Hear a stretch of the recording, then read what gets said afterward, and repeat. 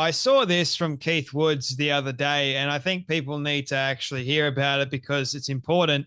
You know how the UK had the massive grooming gang scandal, which I think there needs to be a major inquiry into that, but you won't because the level of corruption will show that a vast majority of politicians are actually involved in covering it up or even involved in the level of depravity that it actually is. But the victims, unfortunately, will not see any retribution. That is this side of eternity, which is actually sad to me. But nevertheless, God will have his day one time, whether that be soon or whether that be in the future. We know that justice is God's, or justice will always be handed down by a righteous God. So this is actually really shocking. So I want to prepare you all. But Pakistan's hidden shame. Now, we already know that a vast majority of the grooming gang people in the UK were Pakistani, and 95% of truck drivers in Pakistan self-report, meaning they're actually okay with saying they've done this, you know what, abusing underage boys as their main form of entertainment. 90% of street boys have been, you know what, abused.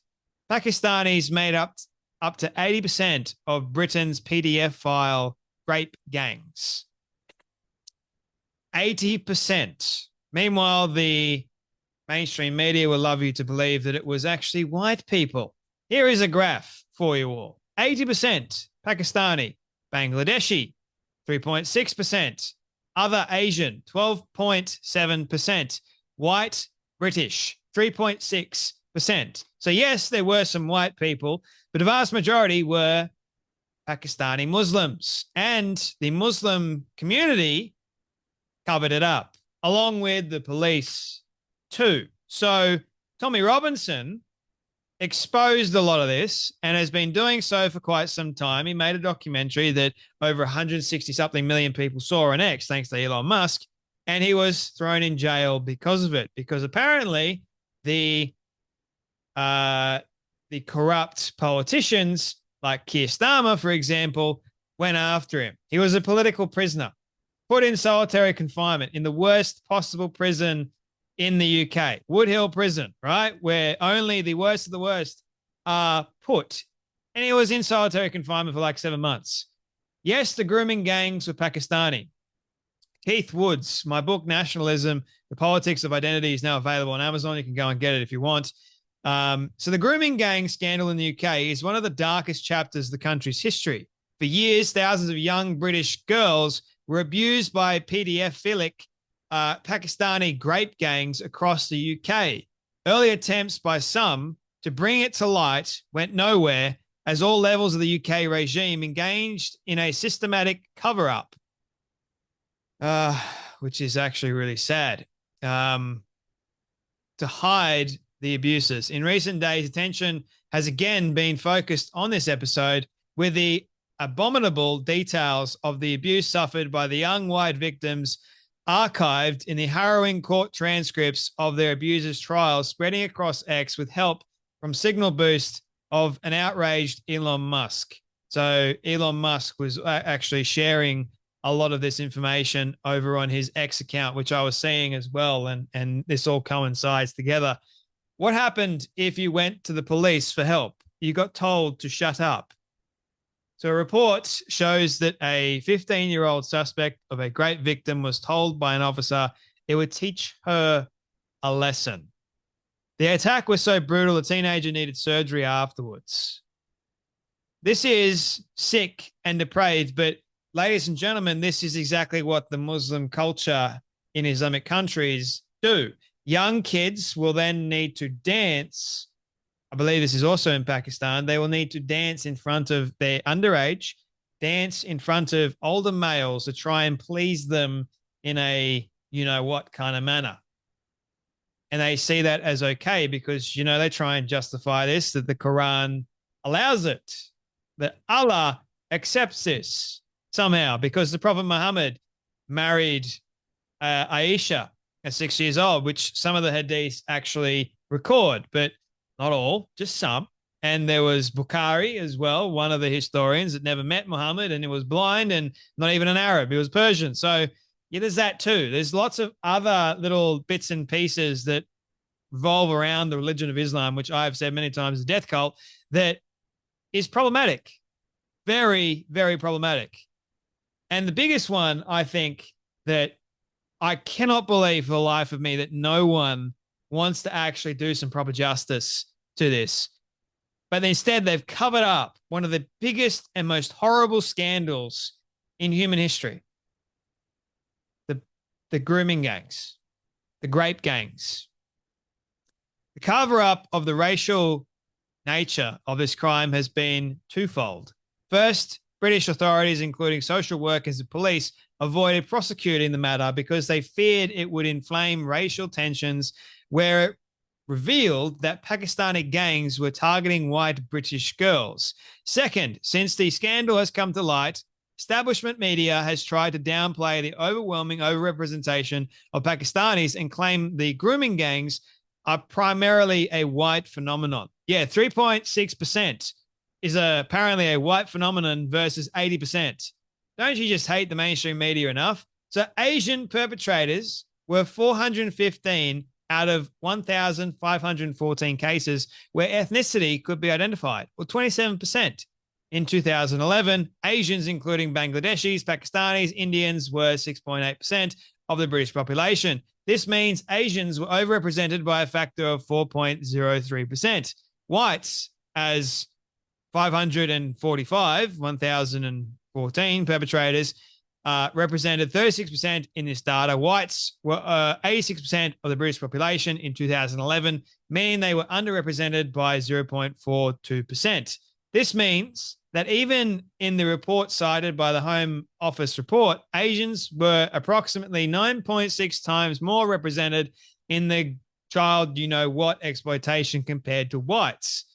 The 27% figure for Asians is similar to the 28% number identified by Child Exploitation and Online Protection Report in 2011, which is the other major study cited in the Home Office report. But this number is actually much higher. CEOP says 38% of the perpetrators in its sample size are unidentified, while 28% are Asian. This means 45.161% of unidentified perpetrators in the COP report are Asian, an astronomical overrepresentation. It is also worth considering for the Belowitz study that the ethnic breakdown was based on a small number.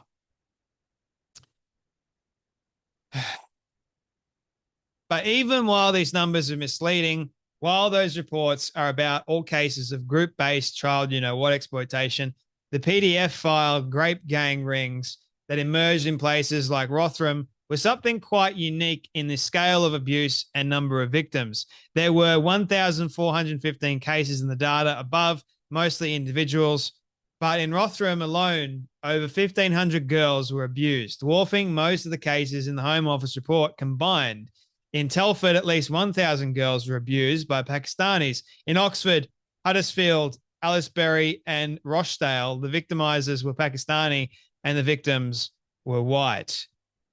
So why did a Home Office report released in 2020 cite studies using data from the early 2000s when the exposure of these grooming gangs did not come until after the period studied? They could, for example, have cited a 2018 study on a group child you-know-what exploitation focused on the more relevant period that determined offenders were 84% Asian. This matches up perfectly with a report by Quillam that focuses specifically on the grooming gang phenomenon and found that 84% of people convicted of specific grooming gang crimes in the UK in a period after 2005 were Asian, meaning Pakistani, Bangladeshi, you get it. So this is Islamic Pakistan's shame. Big time, is it not? But it's also the shame of the so-called British authorities for not coming to the defense of their own British citizens Instead, they were so afraid of creating this racial tension, but not only that, probably a religious tension as well, considering that they still won't stop Muslims from committing atrocities nowadays because they're so scared. Vast majority of them, they do commit an atrocity, they get let out straight away. So justice in the UK isn't what we used to see justice as. It's changed enormously. And so instead of actually doing the right thing, they've done something far worse. They've covered it up and hoped that they wouldn't get found out. Because God forbid that they do end up getting found out. What are they going to do about it now? And so the people in power, and this is exactly why I understand Tommy Robinson's frustration, who's been reporting on this for quite some time and went to jail because of his reporting, I might add. You can't tell the truth. You can't try and even protect your own family, your friends, without fear of something actually happening to you. And meanwhile, the ones doing the crime get away. I was listening to a podcast, and I'll close with this. And it was of James O'Keefe saying, what is your number? What is the number that you will accept to be bought?